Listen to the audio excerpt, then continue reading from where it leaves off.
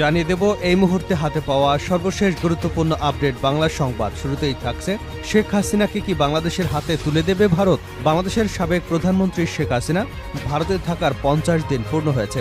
সাবেক উপদেষ্টা ডক্টর মোহাম্মদ ইউনূস সম্প্রতি ভারতের বার্তা সংস্থা পিটিআইকে দেওয়া সাক্ষাৎকারে বলেছেন, ন্যায় বিচারের জন্য শেখ হাসিনাকে দেশে ফিরিয়ে আনা প্রয়োজন। ইতিমধ্যেই শেখ হাসিনার কূটনৈতিক পাসপোর্ট বাতিল করা হয়েছে। বলা হচ্ছে, ভারতের ভিসার ক্ষেত্রে নিয়ম হলো কূটনৈতিক পাসপোর্ট থাকলে 45 দিন থাকা যায়। সেই 45 দিন ইতিমধ্যে শেষ হয়ে গেছে। শেখ হাসিনার কাছে আর দ্বিতীয় কোনো পাসপোর্টও নেই। এখন প্রশ্ন উঠেছে, এখন কি শেখ হাসিনাকে বাংলাদেশের হাতে তুলে দেবে ভারত? প্রিয় দর্শক, এ বিষয়ে থাকছে একটি তথ্যমূলক আলোচনা, সঙ্গে থাকুন। এবারে জানাবো, মির্জা আব্বাসের উপর হামলা, রিমান্ড শেষে কারাগারে মেনন। বিএনপির স্থায়ী কমিটির সদস্য মির্জা আব্বাসের উপর হামলায় ওয়ার্কার্স পার্টির সভাপতি ও সাবেক মন্ত্রী রাশেদ খান মেননকে 3 দিনের রিমান্ড শেষে কারাগারে পাঠানো হয়েছে। বুধবার ঢাকার অতিরিক্ত মহানগর হাকিম মোহাম্মদ সানাউল্লাহ এ আদেশ দিয়েছেন। এর আগে দুপুরে মেননকে রিমান্ড শেষে আদালতে হাজির করা হয়। মামলার তদন্ত কর্মকর্তা তাকে কারাগারে আটক রাখার আবেদন করেন। জানাবো, কুষ্টিয়ায় আওয়ামী লীগ নেতাকে কুপিয়ে জখম। কুষ্টিয়ার খোকসা উপজেলার জানিপুর ইউনিয়ন আওয়ামী লীগের সাধারণ সম্পাদক মুজিবুর রহমানকে কুপিয়ে জখম করেছে দুর্বৃত্তরা। তাকে কুষ্টিয়া জেনারেল হাসপাতালে ভর্তি করা হয়েছে। বুধবার সকালে উপজেলার জানিপুর ইউনিয়নের শেখপাড়া বিহারিয়া গ্রামে ঘটনা ঘটে। মুজিবুর একই ইউনিয়ন পরিষদের বর্তমান চেয়ারম্যানও। এদিকে নেচে গিয়ে যুবককে পিটিয়ে হত্যার ঘটনায় গ্রেপ্তার 3। চট্টগ্রামে খুঁটিতে বেঁধে নেচে গিয়ে যুবক সাদাত হোসেনকে পিটিয়ে হত্যার ঘটনায় 3 জনকে গ্রেপ্তার করেছে পুলিশ। তাদের মধ্যে একজন কিশোর। গত মঙ্গলবার নগরের বিভিন্ন এলাকা থেকে 3 জনকে গ্রেপ্তার করেছে। জানিয়ে দেব, নতুন বাংলাদেশ গড়তে বিদেশি বন্ধুদের সহযোগিতা চাইলেন ডক্টর ইউনূস। অন্তর্বর্তীকালীন সরকারের প্রধান উপদেষ্টা ডক্টর মোহাম্মদ ইউনূস বলেছেন, যুব সমাজের জীবন উৎসর্গ এবং অদম্য নেতৃত্বের মধ্য দিয়ে বাংলাদেশে যুগান্তকারী পরিবর্তন ঘটেছে। একটি বৈষম্যহীন সমাজ, সমৃদ্ধ দেশ গড়ার লক্ষ্যে তারা জীবন দিয়েছে। তরুণদের এই স্বপ্নের নতুন বাংলাদেশ গড়ে তুলতে বিদেশি বন্ধুদের সহযোগিতা চাই। মঙ্গলবার সন্ধ্যায় যুক্তরাষ্ট্রের নিউ ইয়র্কে জাতিসংঘ সাধারণ পরিষদের অধিবেশনের ফাঁকে এক সংবর্ধনা অনুষ্ঠানে তিনি এই সহায়তা চেয়েছেন। এবং সর্বশেষ জানাবো আন্তর্জাতিক সংবাদ, হিজবুল্লাহ রকেট হামলায় পড়ছে ইসরায়েলের শহর। লেবাননের সশস্ত্র গোষ্ঠী হিজবুল্লাহ দখলকৃত উত্তর ফিলিস্তিনের সাফেদ শহরে হামলা চালিয়েছে। বুধবার সকালে হামলার পরে ওই শহরে আগুন লাগার খবর পাওয়া গেছে। ইসরায়েলি মিডিয়া সূত্র অনুযায়ী প্রায় 40টি রকেট লেবানন থেকে সাফেদের দিকে ছোড়া হয়েছে।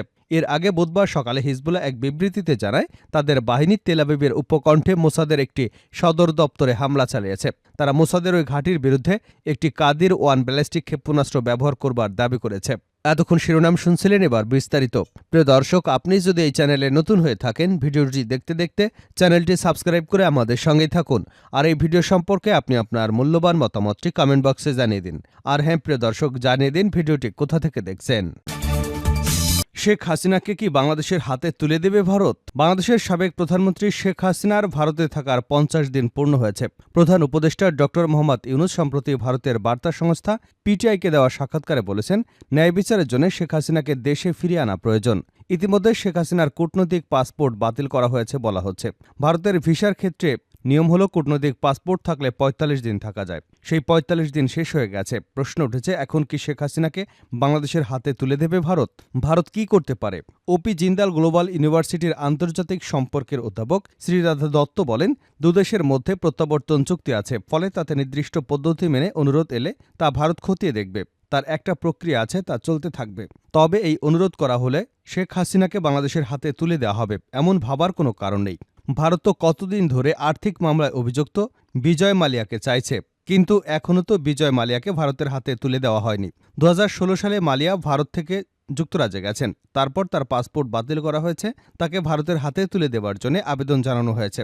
তারপর আইনি জটে এখনও মালিয়াকে ফেরত পায়নি ভারত। শ্রীরাধা বলেন, শেখ হাসিনা ভারতে আশ্রয় নিয়েছেন। শেখ মুজিব এবং তার পরিবারের সাথে ভারতের ঐতিহাসিক সম্পর্ক রয়েছে। ভারত এটাও মনে করে না শেখ হাসিনা বাংলাদেশে নিরাপদে থাকতে পারবেন।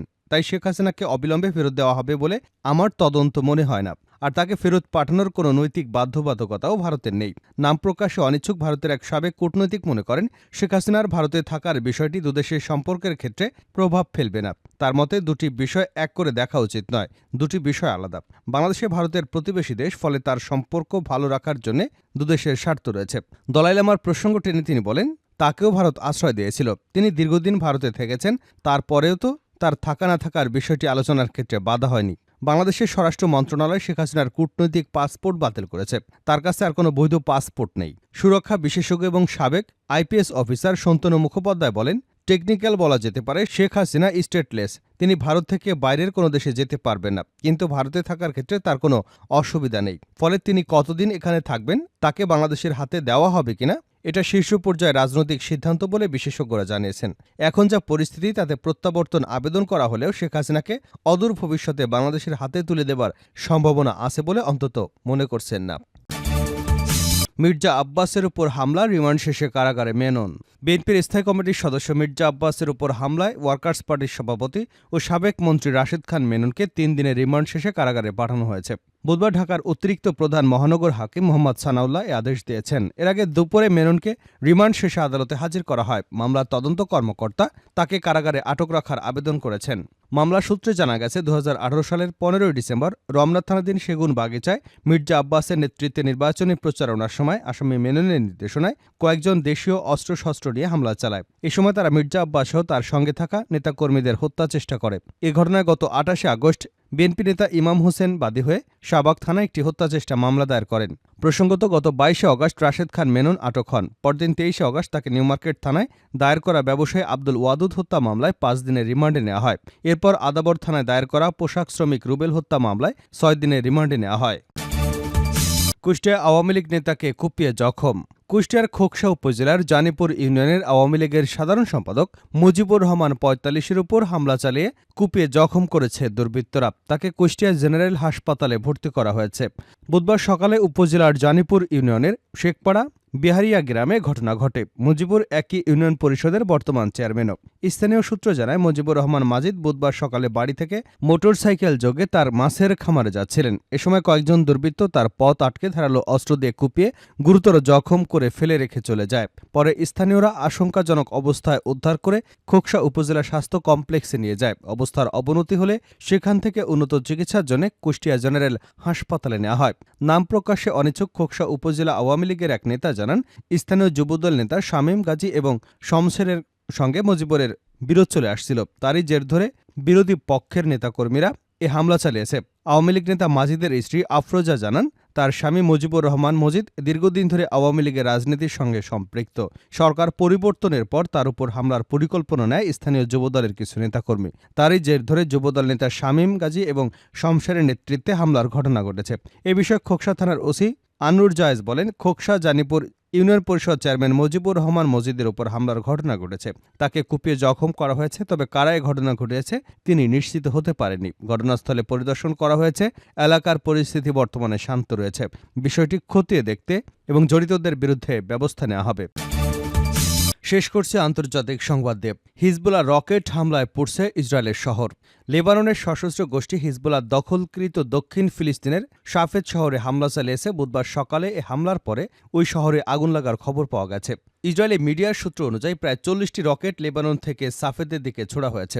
এর আগে বুধবার সকালে হিজবুল্লাহ এক বিবৃতিতে জানায়, তাদের বাহিনী তেল আবিবের উপকণ্ঠে মোসাদের একটি সদর দপ্তরে হামলা চালিয়েছে। তারা মোসাদের ওই ঘাঁটির বিরুদ্ধে একটি গাদিরন ব্যালিস্টিক ক্ষেপণাস্ত্র ব্যবহার করবার দাবি করেছে। হিজবুল্লাহ গত বছরের 8 অক্টোবর থেকে নিয়মিত ইসরায়েলের সামরিক অবস্থানের বিরুদ্ধে হামলা চালিয়ে আসছে, যা গাজা এবং দক্ষিণ লেবাননের বিরুদ্ধে ইসরায়েলি দখলদারিত্বের প্রতিশোধ হিসেবে বিবেচিত হচ্ছে।